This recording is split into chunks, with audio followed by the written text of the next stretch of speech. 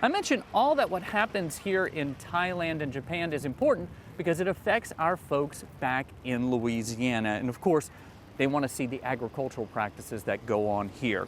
More important to Japan than its agriculture are its fisheries. Now, one of the places that you have to see whenever you come here is the Toyosu Fish Market. In fact, just earlier this year, there was one bluefin tuna that sold for more than $1.8 million. Neil Malasan gives us a closer look. Sushi is probably the best-known Japanese food, and here in Japan, you can even get it on a conveyor belt. Without major fish farms, though, how does Japan get all of its fresh fish? The LSU Ag Leadership Group went to go look for the answers before dawn on the first day they were in country. They got their first experience riding the train to the Toyosu Fish Market, where signs pointed them to this celebration of Japan's most loved fish, tuna. Through these doors, an observation deck overlooks an impressive display of tuna that are cored out for sampling. The class had seen a fish market in Louisiana as part of their class tour, but Alan Haynes said he was not prepared for the scale of this one in Japan. I did not. The one we went to in South Louisiana wasn't nearly as big. They had not even half.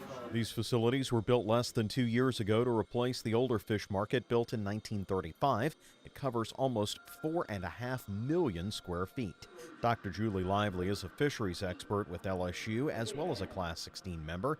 She says even her expertise didn't prepare her for seeing this in person. So again, being a biologist, I know how big they get, but seeing them in person it's just very different to actually see the large scale of the fish. While we were here, we got an opportunity to talk with Mr. Kosei, a fish buyer here at Toyosu.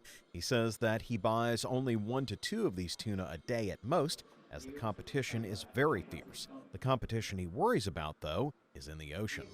Fishing wild tuna is restricted in the world now, and each fishing waters have their own quotas allocated to the country.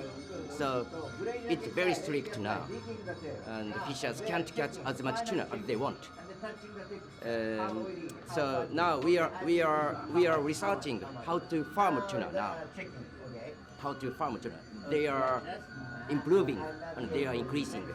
When you look at the scale and the size of this market, it boggles the imagination. As you heard, many of the folks on this trip just can't believe how much fish move through this. But you have to remember, the Tokyo-Yokohama area is the largest city in the world. All of this serves 38 million people every single day. It just highlights why agriculture is so vital to not only the people in rural areas, but of course those in the city who depend on this fish every single day.